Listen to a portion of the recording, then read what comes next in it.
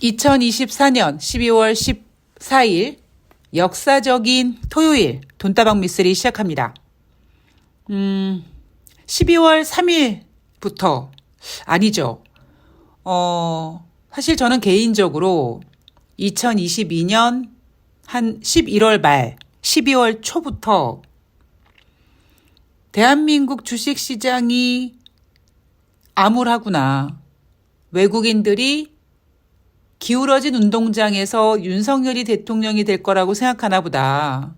그래서 3,000포인트는 당분간 어려울 것이다. 라고 생각을 했고 그 이야기를 여러분들께 돈다방 미쓰리를 통해서 계속 전해드렸습니다.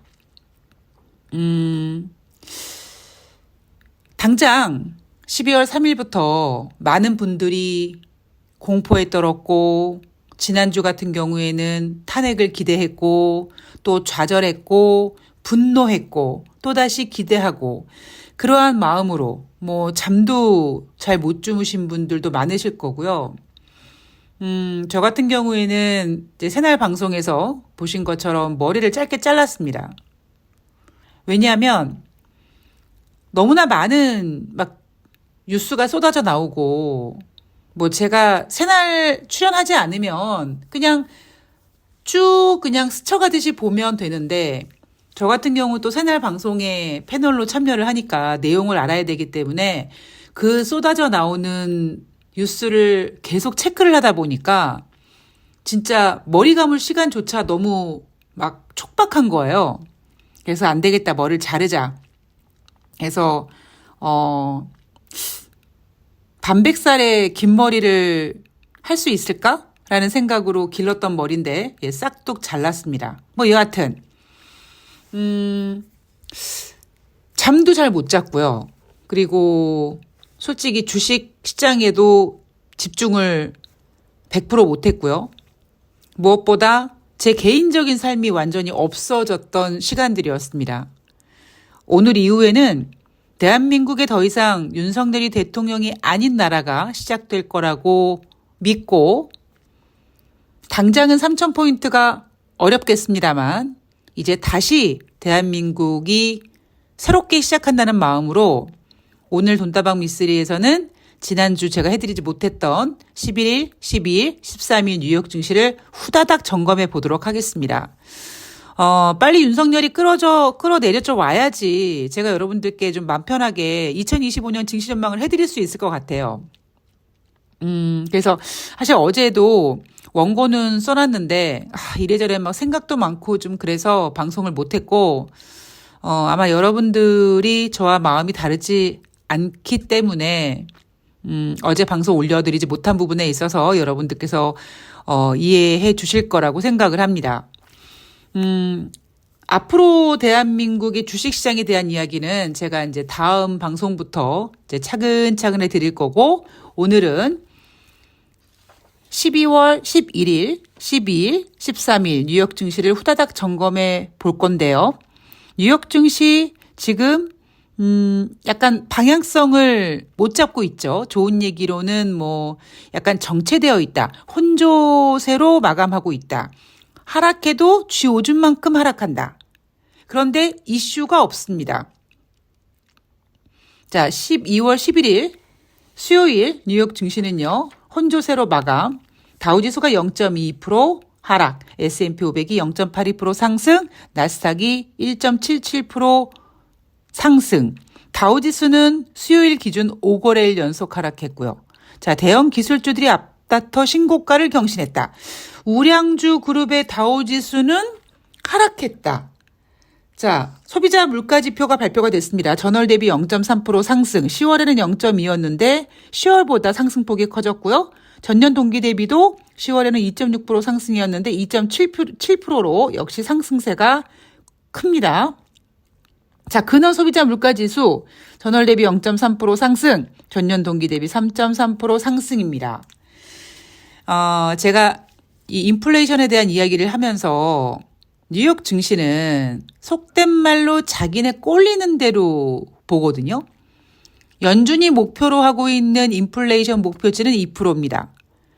그런데 어떤 때는 근원 소비자 물가지표가 헤드라인 소비자 물가지표보다 조금 더 크게 둔화되는 모습이 나오잖아요. 그럼 뉴욕 증시에서 어떻게 얘기하냐면 헤드라인 소비자 물가지수는 뭐 이렇게 소폭 좀 하락해서 좀 그런데 근원 소비자 물가지수가 크게 둔화돼서 인플레이션을 2%로 잡겠다고 하는 연준의 목표치에 근접하고 있다. 이런 식으로 근원에 집중할 때도 있고요.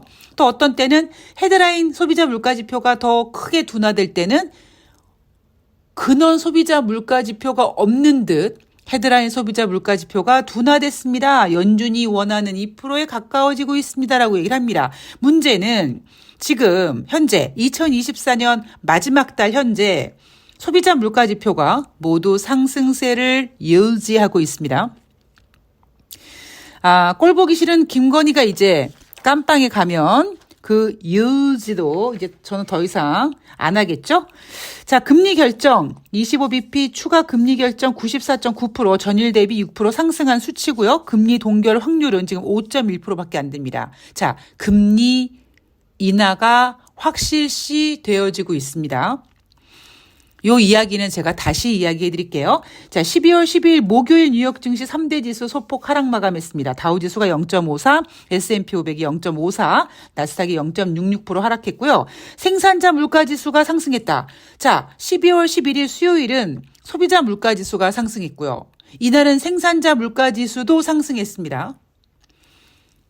지난달에 어떻게 표현했냐면 소비자 물가지수 같은 경우에는 0.2% 상승했고 전년 동기 대비 2.6% 상승했는데 예상치에 부합했다라고 했습니다.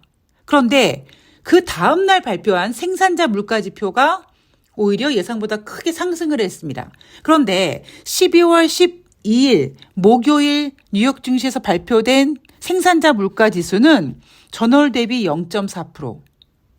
시장 예상치는 0점인데 시장 예상보다 2배가 더 높게 나온 0.4 상승. 전년 동기 대비 3% 상승했습니다. 시장 예상치 2.6인데 훨씬 크게 상승했죠.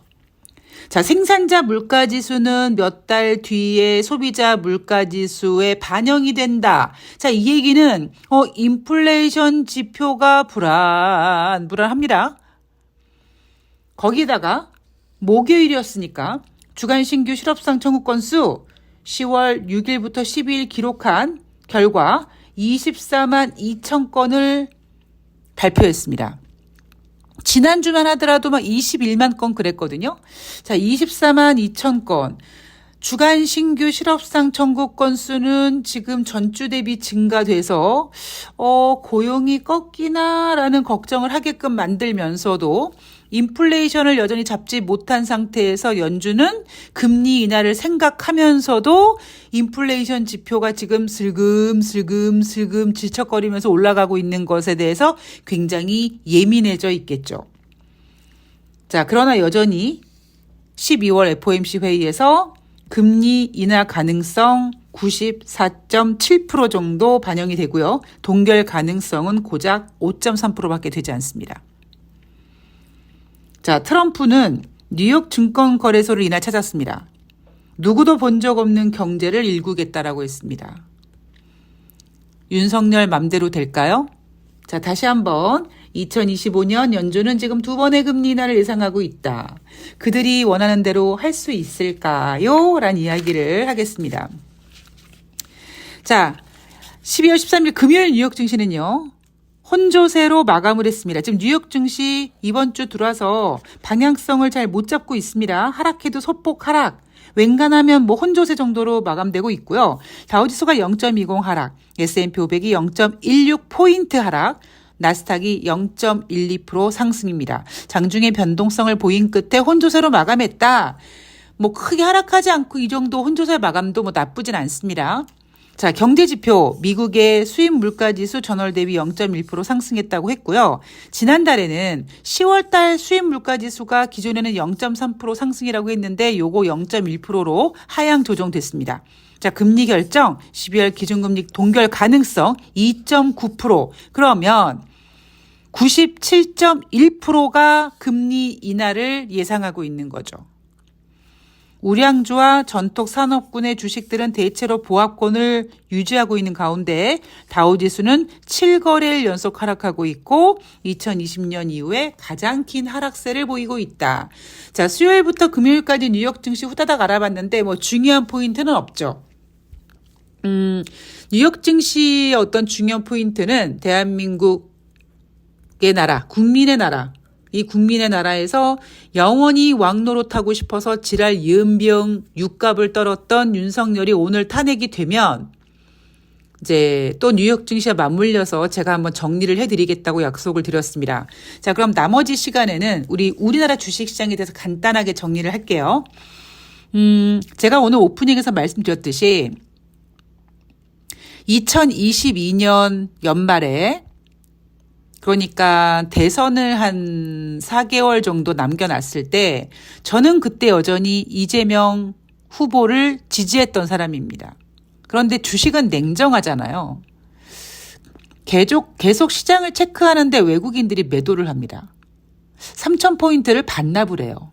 그래서 외국인들은 잔인하지만 냉정하게 씨발 윤석열이 대한민국 대통령 되겠구만 이라고 하면서 대한민국 주식시장을 떠났고 그래서 3,000포인트가 깨지고 다시는 회복되지 못했습니다. 그래서 제가 푸나님한테 그 당시 새날에 증권 전문가가 나오니까 가난이 문을 열고 들어오면 행복이 창문 밖으로 도망가니까 새날 청취자들에게 그런 경제적인 이야기를 좀 많이 어필하면은 도움이 될 것이다 라고 메일을 보냈고 푸나님께서 네가 나와서 직접 얘기해라. 그래서 저는 주식밖에 모르는데요 라고 얘기하면서 어쨌든 새날의 채널로 이제 합류를 하게 됐습니다. 그리고 제가 새날에서도 그렇고 돈다방 미쓰리에서도 그렇고 지금까지 제가 계속 무슨 얘기를 해드렸냐면 3,000포인트는 당분간 어렵다. 그리고 윤석열 따위가 2,000포인트 깨지 못한다라는 얘기를 했습니다. 그래서 최근에 뭐 계엄령이 되고 뭐 난리브러스가 됐을 때 며칠 전에 개인들이 막 투매에 나오고 그러지 않았습니까? 그리고 갑자기 증권사를 비롯한 언론이나 뭐 경제 전문가들이 뭐 대한민국의 이런 정책 불확실성이 당분간 대한민국 주식시장을 억누를 거고 뭐 갑자기 마치 대한민국이 무너질 것처럼 망할 것처럼 주식시장이 망할 것처럼 얘기를 했습니다. 근데 제가 그때 뭐라고 했습니까? 그냥 물갈이라고요. 이미 윤석열이 대통령이 될 거를 예상한 외국인들이 2022년 연말에 떠나면서 3,000포인트를 반납하면서 윤석열 리스크는 그때부터 주식시장에 계속 뭐라 그럴까요? 스며들기 시작했습니다. 아주 뭐라 그럴까요? 그냥 이렇게 점점 시나브로라고 하나요? 우리나라 말로? 대신 우리나라가 예를 들면 뭐 레고랜드 사태, 일명 김진태 사태라고 불리는 레고랜드 사태도 있었지만 대한민국은 금리를 인상하지 않고 수치를 전 조작했다고 생각하는데 수치를 조정하고 금리를 인상하지 않음으로써 어떻게든지 나름대로 지켜왔던 거예요. 저는 부자가 망해도 3년은 간다라는 우리 속담이 있지 않습니까? 대한민국 윤석열이 대통령이 됐지만 코스피 3,000포인트는 어렵지만 그래도 부자가 망해도 3년은 간다고 기초 체력으로 버텨왔던 거예요. 거기에다가 작년 이맘때 같은 경우에는 미국이 금리 인하 기대를 만들기 시작했고 그리고 2024년 1월에는 애플의 매도 보고서를 보고 애플은 빠지고 엔비디아, AI 성장 기대감 금리 인하 기대감과 AI 성장 기대감으로 뉴욕 증시가 대선이라는 이벤트를 가지고 쭉 상승했습니다. 우리나라도 형님 뉴욕 증시가 올라가니까 어느 정도까지는 올라왔죠. 그게 언제까지였습니까? 7월이었습니다. 7월달 대한민국 코스피가 2,896포인트까지 갔고 미쓰리는 하방을 열어놓는다고 했는데 많은 분들이 야, 이씨, 왜 하방 열어놓는다고 하는데 왜 자꾸 주식 올라가, 이씨. 2,900 될 것 같아, 이씨. 이렇게 여러분들이 넋두리를 하신 분이 계셨지만 전 개의치 않고 여러분 주식은 한 방에 빠질 수 있습니다라고 했습니다. 그렇게 저는 대한민국이 뉴욕 증시를 어느 정도까지는 꺼이꺼이 따라갈 수는 있지만 어느 시점이 되면 미국과 분리될 것이다. 그 방송을 제가 8월 18일 대한민국 주식시장과 뉴욕 증시가 따로 국밥으로 놀 거라고 방송을 한 게 바로 그 포인트였고, 그리고 8월 달에 경기 침체 이야기가 나올 거다라고 얘기하면서 대한민국 코스피 시장은 많은 전문가들의 기대와는 달리 3,150은커녕 2,900도 찍지 못하고 이렇게 주저앉았습니다. 8월 5일 날 장중에 200포인트가 넘게 하락했고, 장중에 미쓰리가 예상하고 있었던 올해 코스피 하단이 얼마예요? 장중에 2,400 깰 수 있습니다. 2,400 깼고요. 그리고 현재까지도 며칠 전에 개인들 투매 나오면서 장중에 2,400 깼죠. 저는 올해 코스피 하단을 정확히 예측했습니다. 3,000포인트 못 간다? 당연히 못 가고요.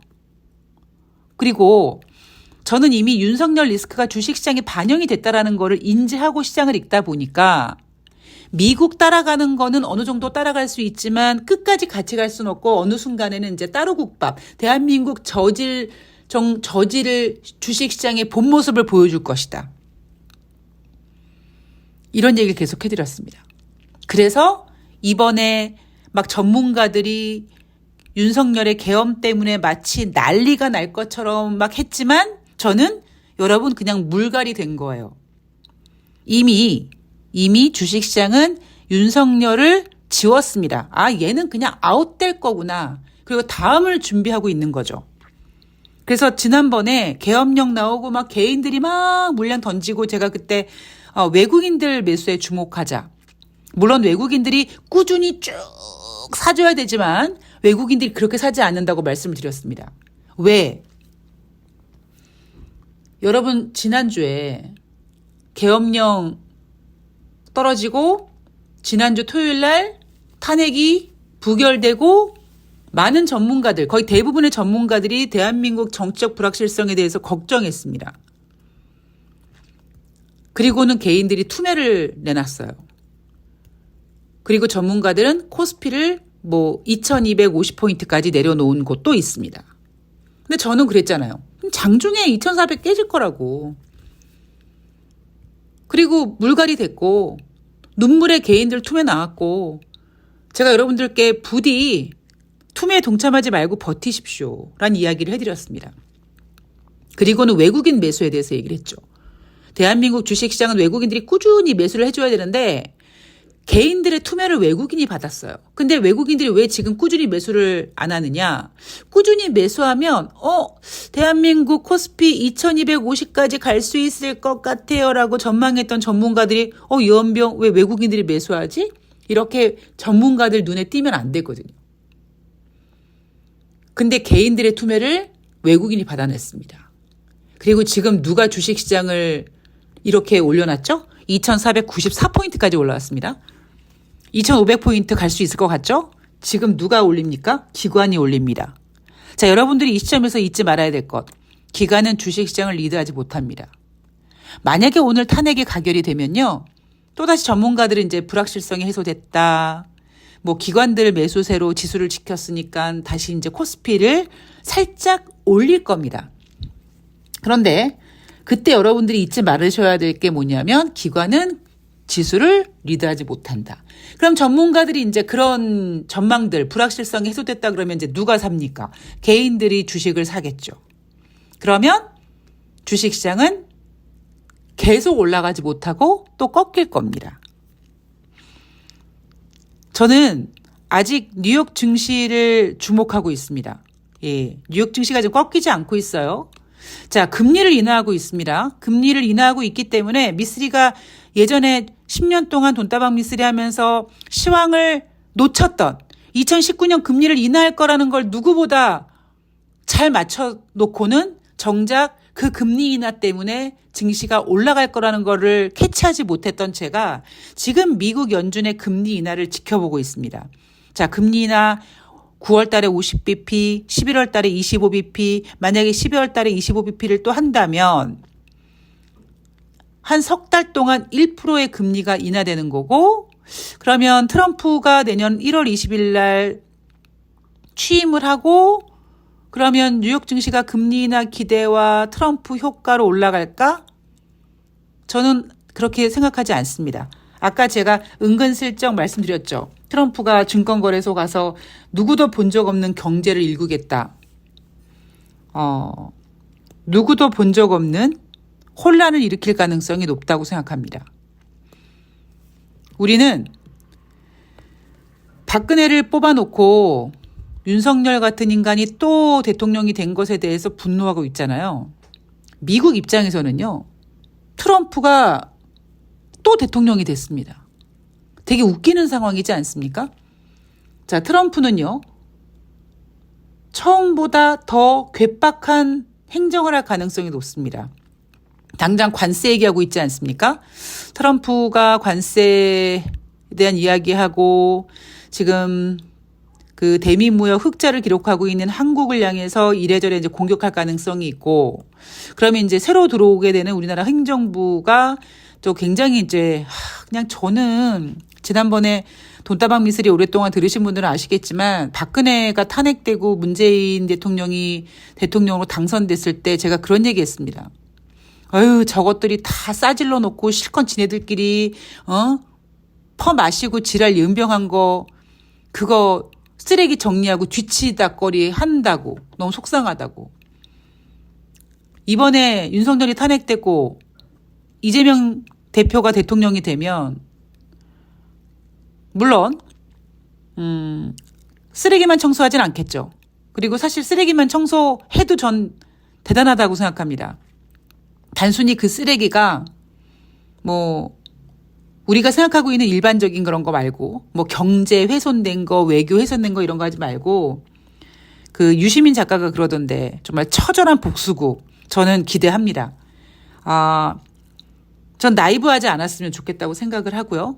이제 그런 과정에서 조금 고비고비가 있을 거라고 생각하지만 주식시장은 냉정하기 때문에 잘 이겨낼 거라고 보고 있고요. 대신 투매는 나왔습니다만 투매 나오고 만약에 오늘 탄핵이 가결되고 그러면 대한민국이 2,500포인트 넘어갈 수 있지만 그리고 전문가들이 불확실성이 해소됐다고 얘기하지만 절대 여러분들 흥분하시면 안 됩니다. 제가 늘 말씀드리지만 제가 여러분들께 해드릴 수 있는 건 투매 같은 거 동참하고 속상해하지 마시고 남들이 간다, 괜찮다라고 얘기할 때 흥분하지 마셔라. 저는 이것만 적절히 잘해도 그냥 중간은 한다고 생각하거든요. 그리고 제 스스로 잘하고 있다고 생각합니다. 아직 흥분할 구간 아니니까 미쓰리가 이런 그림을 그리고 이런 얘기를 한 거구나. 그래서 투매에 동참하지 말라고 했구나. 뭐 어쨌든 그래도 눈물에 투매 나오고 이렇게 올라갔구나. 이 정도만 생각하시고 넘어가시면 될 것 같습니다. 자, 윤석열 새끼가 대한민국의 대통령 노릇을 하는 마지막 날 돈다방 미쓰리 방송은 여기까지고요. 더 이상 윤석열이 대한민국 대통령이 아닌 대한민국에서 내일 16일부터 20일까지 뉴욕 증시 마감 현황 잘 정리해서 마감 현황이 아니죠. 우리가 체크해야 될 것들 잘 정리해서 찾아뵙도록 하겠습니다. 오늘 제가 정말 집회에 참석하지 못해 뭐 매번 그렇지만 제가 관리해야 되는 소중한 생명들이 좀 있어서 차마 집회에는 같이 참석하지 못하지만 마음으로 응원하고 온라인으로 계속 지켜오면서 힘을 보태고 있습니다. 오늘 날씨 추운데 집회 참석하신 분들 따뜻하게 입고 나가셨을 거라고 생각하고요. 기분 좋은 행복한 기분으로 내일 돈다방 미쓰리 새로운 대한민국의 돈다방 미쓰리로 찾아뵐 수 있을 거라고 확신하며 저는 내일 방송에서 뵙겠습니다. 고맙습니다.